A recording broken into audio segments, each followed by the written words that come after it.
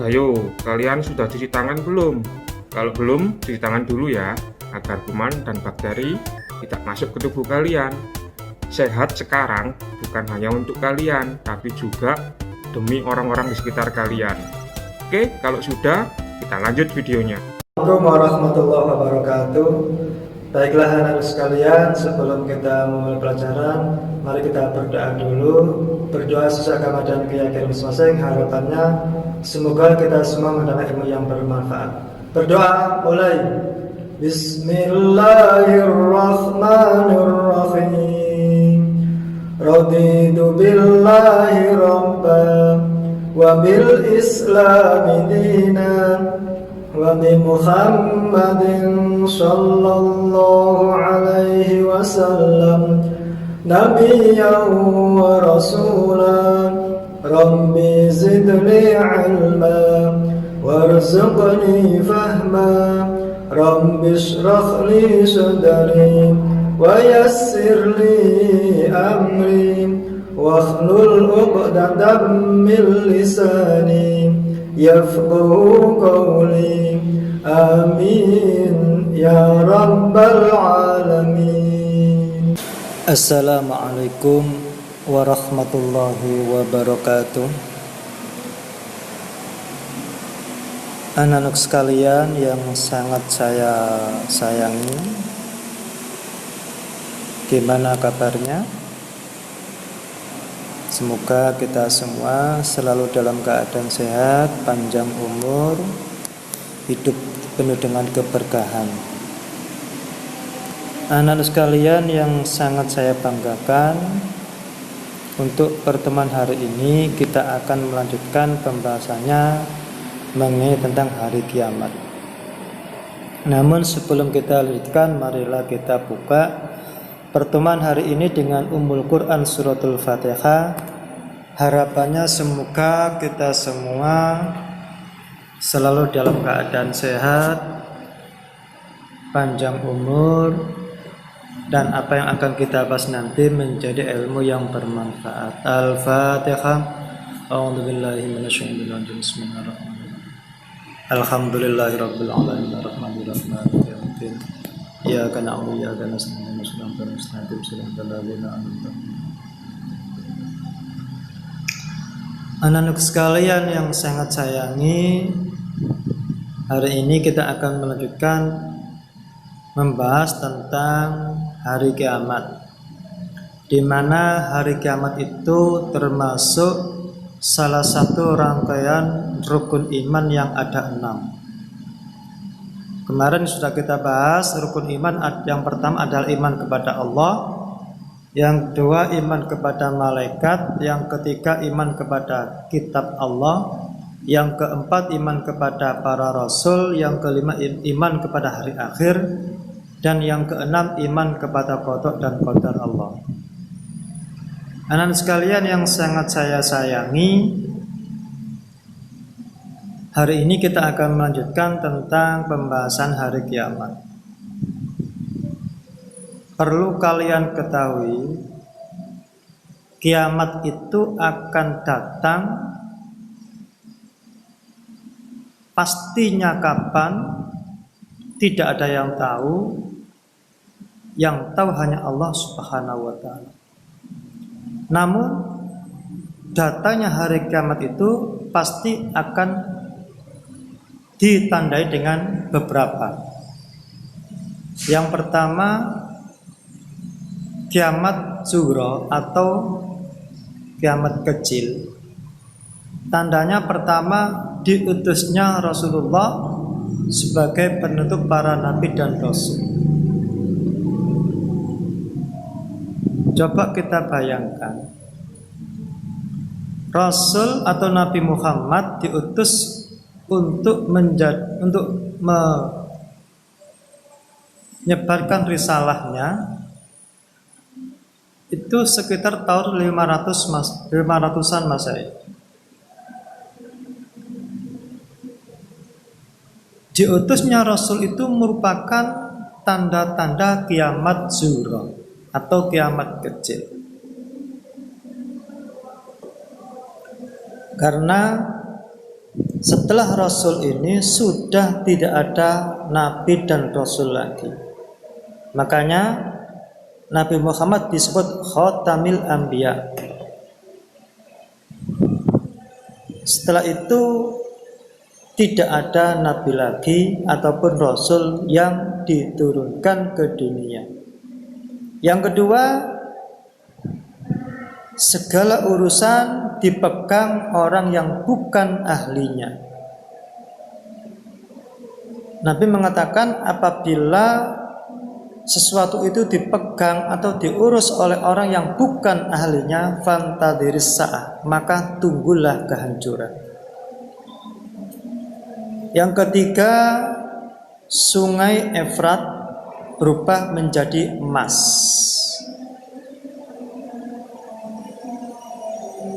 Yang berikutnya, Baitul Maqdis dikuasai oleh umat Islam.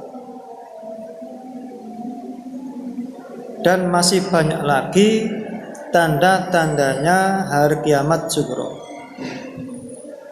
Salah satunya ada lagi banyaknya jumlah perempuan daripada laki-laki.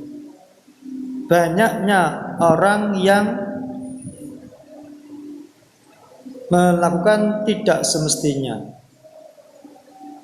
Maksudnya orang laki-laki memakai anting-anting, padahal anting-anting itu yang pantas buat perempuan, dan sebaliknya. Itu juga termasuk tanda kiamat sughra. Berikutnya tanda kiamat kubra atau kiamat besar yang bisa menghancurkan, meluluh lantakkan seluruh dunia, seluruh alam. Tandanya yang pertama, terbitnya matahari dari arah barat. Kalau matahari terbit dari arah barat, fantadhiris sa'ah, tunggulah kehancuran.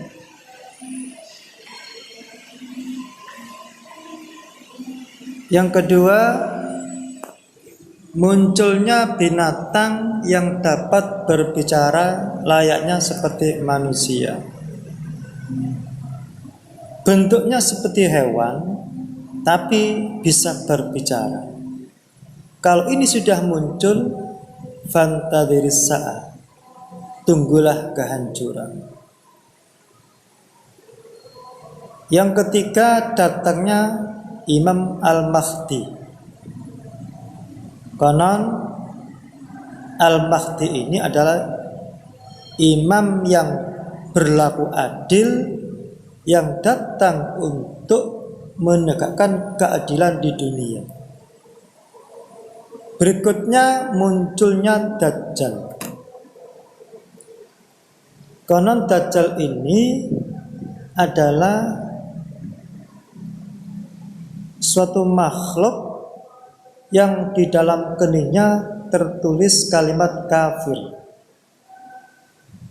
Dajjal ini muncul ke dunia tujuannya cuma satu, ingin merusak tatanan agar mereka bisa mengikuti jejaknya. Yang berikutnya, hilangnya dan lenyapnya Al-Quran yang berupa mushaf dan berupa hafalan dalam hati.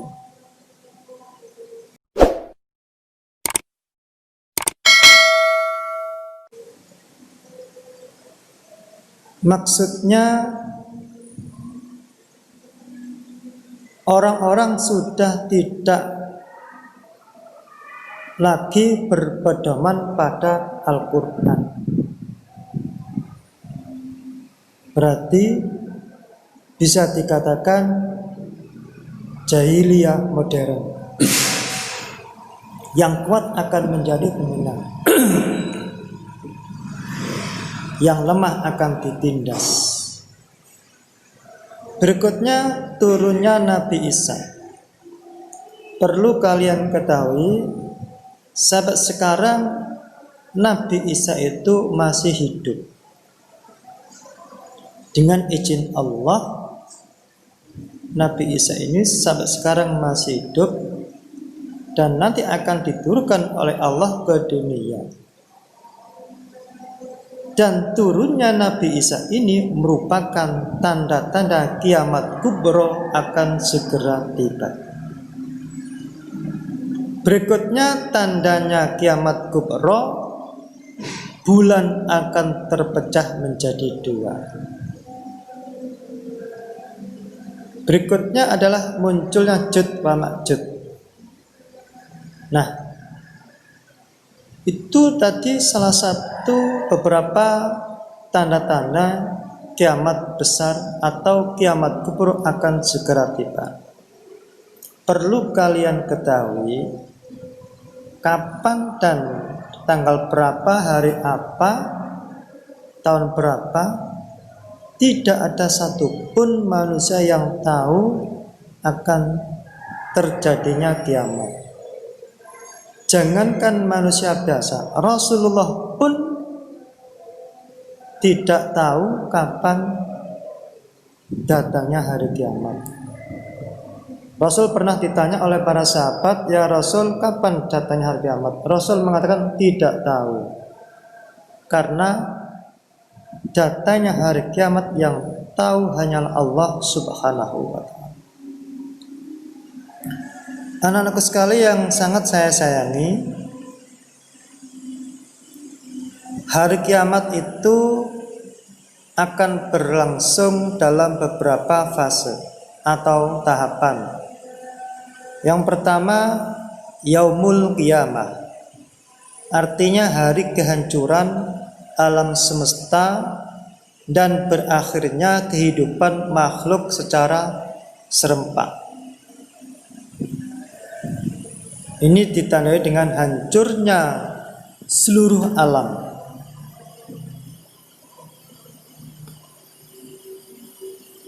Yang berikutnya, setelah alam ini hancur, lulu lantak rata dengan tanah, maka berikutnya adalah ada Yaumul Ba'ats, yaitu hari kebangkitan manusia dari kuburnya.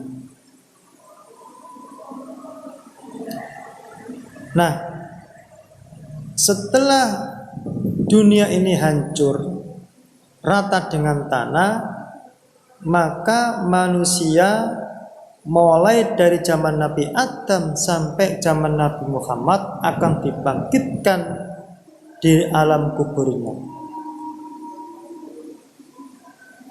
Dalam keadaan bagaimanapun matinya, baik itu mati karena dibakar atau karena dimutilasi dan lain sebagainya, nanti ketika mereka dibangkitkan dari alam kubur, semua akan utuh seperti sedia kala. Berikutnya adalah Yaumul Hasyr. Setelah manusia dibangkitkan dari alam kubur, maka seluruh umat manusia akan digiring, dikumpulkan di padang mahsyar. Semua umat manusia dari zaman Nabi Adam sampai Nabi Muhammad akan dikumpulkan. Seperti layaknya seperti contoh pada saat kegiatan wukuf di padang Arafah. Setelah manusia dikumpulkan jadi satu, di sini akan muncul fase yang berikutnya, yaitu Yaumul Hisab, hari perhitungan amal.